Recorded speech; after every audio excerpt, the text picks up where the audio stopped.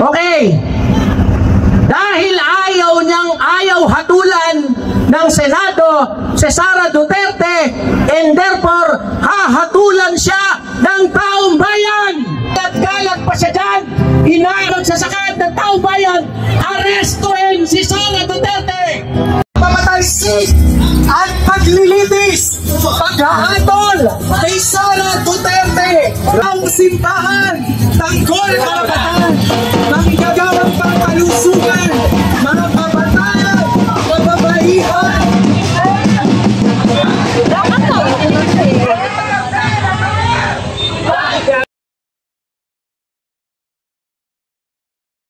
Labing-isa ng Hunyo 2025 nakatatak sa kasaysayan ang muling pagbabalik ng taong bayan sa harap ng Senado natin. Si Sara Duterte! Sigurado mas malaki pa sa cheese ang aabuti ng bukol mo. Ha? Kakakulay pa naman ng cheese, no? Okay.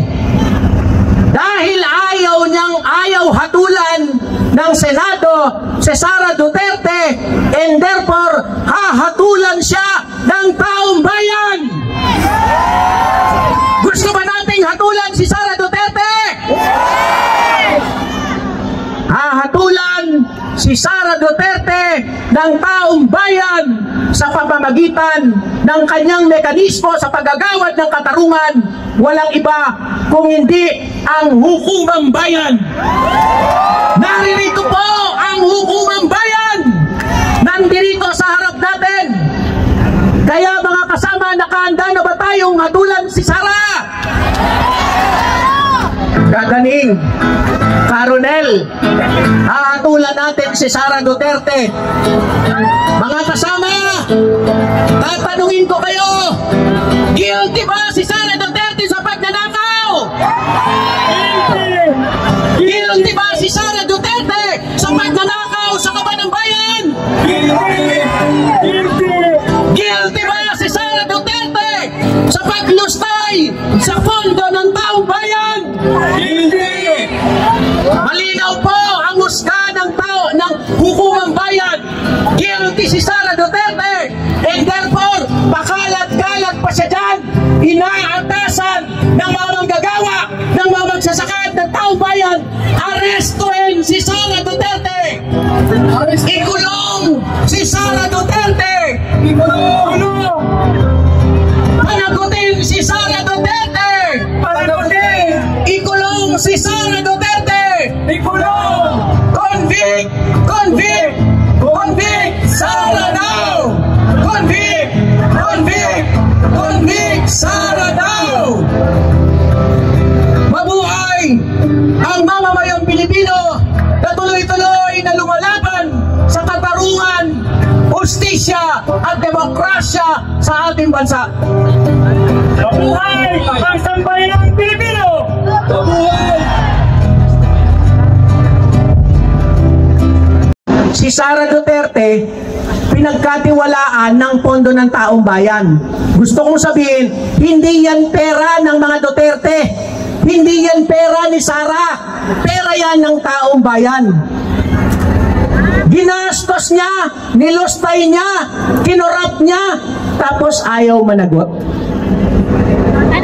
Kaya yung pagka-dismiss ng Senado kay Sara Duterte, ang ibig sabihin niyan, pinapayagan ni Bongbong Marcos, pinapayagan ng Senado ang tuloy-tuloy na korupsyon, tuloy-tuloy na nakawan sa taong bayan.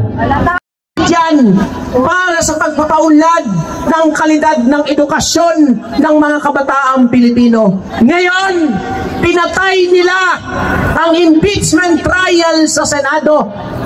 Ano to, lokohan? Simpleng lohika, may nawalang pera, pero yung kumuha, hindi mananagot. Pwede ba yon? Bibigyan ko kayo ng isang pinakang simpleng argumento ng mga manggagawa. Kami po, nung ako ay nagtatrabaho, may tinatawag na company rules and regulation ang bawat kumpanya. Alam ba natin yon? May company rules and regulation. Yun ang batas sa angkas ng factory sa pagitan ng manggagawa at ng kumpanya. Kapag ang manggagawa ay nakalabag doon sa company rules and regulation, hindi ba yung HR department ang bilis magpapadala ng notice of explanation? Di ba? Ganun po ang ginagawa.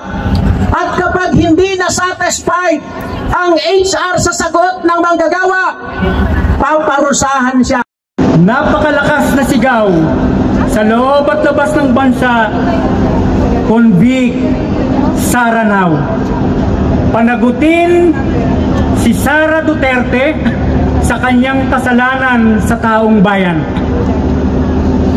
Kanina ang sabi ni Director J.L. Burgos, hindi lahat ng kalbo ay walang hiya. Si Kaganing sa hanay ng magsasaka, sana ang ICC pumunta na sa Pilipinas, arestuhin ang kalbo sa Senado. Hindi si Duterte ang dapat iuwi, si kalbo ang dapat isama doon. Ang pagtraidor ng mga senador sa pangunguna ng 18, ang kahulugan niyan, taong bayan ang dihado at agrabyado. Hindi nila ginampanan ang kanilang papel, gumawa ng iba't ibang paraan, kaya nakakahiya bilang Pilipino na meron tayong Senate President katulad ni Chis Escudero. Nakakahiya kung ako'y pamilya ng mga 18, itatakwil ko katulad ng ginagawang pagtatakwil sa kanila ng taong bayan. Ang sabi ni BBM, palagpasin. At ayon sa ating impormasyon, nakikialam ang imperialismong Estados Unidos para hindi matuloy kasi baka kung ano ang mangyari. Kay BBM hindi mahalaga yon. Pero sa magsasaka, sa masa, ang 612.5 million pesos ay napakahalaga. Alam niyo po, sa mga nakaraan, ang mga kalamidad, hindi pa, El Nino, bagyo, napakarami kalamidad, ang magsasaka, walang kompensasyon. 63, halos mahigit 70 milyong Pilipino walang makain. Kinuwenta po namin yung pong 612.5 billion pesos katumbas ng 612,500 bags ng fertilizer. Ibig sabihin, daan-daang libo na magsasaka ang makikinabang. Sa baryo po, isang bag na Apollo, 3 kabanang palay ang bayad pagkatapos ng anihan. Pangalawa, kinuwenta rin po namin 15,312,500 kilos ng bigas ang 612.5 million pesos.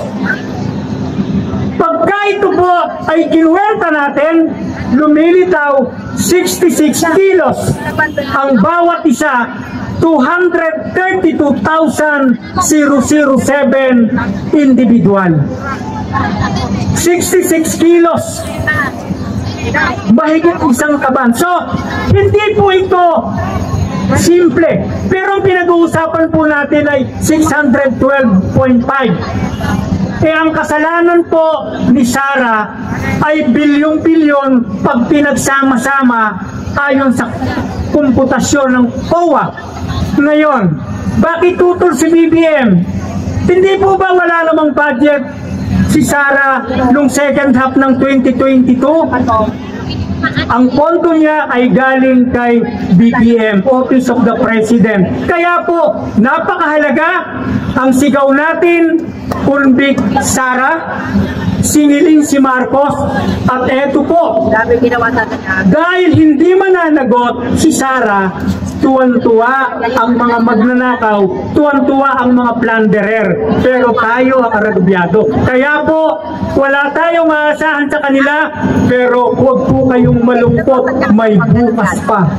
Bakit? Bakit ba nakulong si Duterte sa dihig? Hindi po yan dahil sa kanila. Yan ay dahil sa pagkilos ng taong bayan. Pangalawa, bakit na-impeach si Sara? Dahil sa pagkilos ng taong bayan. Kaya po, napakahalaga sa buong mundo at sa ating bansa, napakahalaga ang bawat isa sa atin magsalita, manindigan at kumilos. Ngayon, bilang panghuli, nakikita niyo po ba sa harapan, pwede po bang itaas ng konti para makita ng mga naroon sa gitna? Yan po ang larawan ng 18 na ang kinakampihan isa o dadalawang tao versus mahigit 100 milyong mga Pilipino. Kaya tandaan nyo po, sila po ang mga traidor sa taong bayan. Kaya mahalaga po, tandaan natin ang kanilang pagmumuka kasama na si Kalbo. Sana arestuhin na sa mga susunod na araw nang hindi pa magasik ng lagim. At yung nagsasabing kung siya masusunog, amoy Duterte, pwede kaya kahit sa panaginip, masunog na siya? Mga kababayan, muli po, tandaan natin, mahalaga ang pagkilos at pagkakaisa. Mamamayang Pilipino sa loob at labas ng daigdig ng Pilipinas, sumulong, magkaisa, magtagumpay. Maraming salamat po. Muli isang malakas na sigaw. Convict! Convict! Convict! Convict! Convict! Maraming salamat po.